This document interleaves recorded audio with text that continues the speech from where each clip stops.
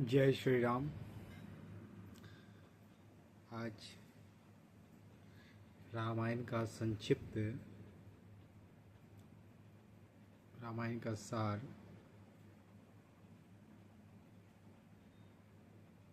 या तथ्य प्रस्तुत करेंगे। संस्कृत रामायणम यानी रामायण, जिसे वाल्मीकि रामायण के रूप में भी जाना जाता है, पारंपरिक रूप से वाल्मीकि को जिम्मेदार ठहराया जाता है। प्राचीन भारत एक स्मृति पाठ संस्कृत महाकाव्य के रूप में भी वर्णित है, जो हिंदू धर्म के दो महत्वपूर्ण महाकाव्यों में से एक है, जिसे इतिहास के रूप में जाना जाता है। दूसरा है महाभारत। महाकाव्य हिंदू देवता विष्णु के 7वें अवतार राम के जीवन का वर्णन करता है। रामायण, जो कौशल राज्य में अयोध्या के राजकुमार है। महाकाव्य राम की सौतेली माँ कैकेयी के अनुरोध पर उनके पिता राजा दशरथ द्वारा दिए गए 14 साल के वनवास का अनुसरण करता है। लंका के राजा रावण द्वारा सीता का अपहरण, जिसके परिणाम स्वरूप रक्तपात हुआ, और अंततः राम का सीता के साथ अयोध्या लौटना तथा हर्षोल्लास और उत्सव के बीच उनका राजा के रूप में राज्याभिषेक होना।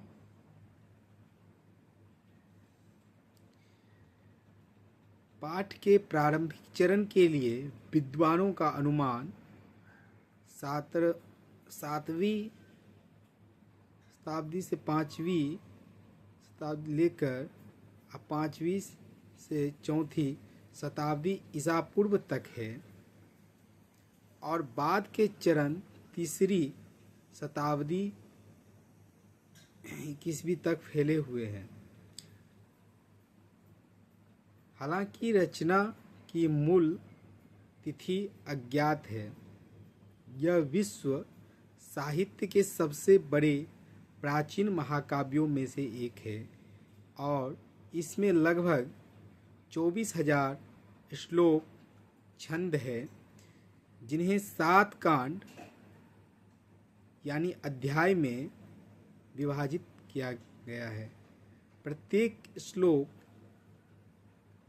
एक दोहा, दो अलग अलग पंक्ति, दोहा यानी दो अलग अलग पंक्तियाँ रामायण इतिहास की शैली से संबंधित है,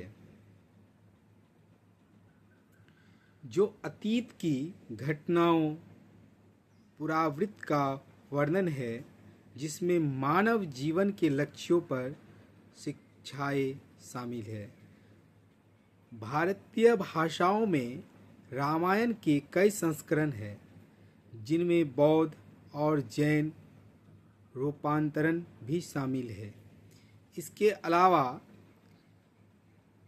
Cambodian, Rimkar, Indonesia, Filipino, Thai, रामकियन, लाओ, बर्मी, नेपाली, मालदीव, वियतनामी, तिब्बती चीनी और मलय संस्करण भी है।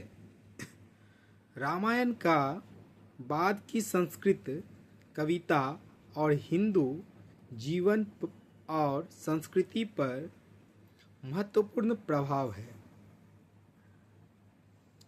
और इसके मुख्य पात्र हिंदू और बौद्ध दोनों ही धर्मों के कई राष्ट्रों की सांस्कृतिक चेतना के लिए मौलिक थे। इसका सबसे महत्वपूर्ण नैतिक प्रभाव एक नागरिक के जीवन में और एक राज्य संस्कृत में यानी राम राज्य एक काल्पनिक राज्य जहां राम राजा है, या एक कार्यशील समाज के गठन के आदर्शों में सद्गुण का महत्व था। जय श्री राम।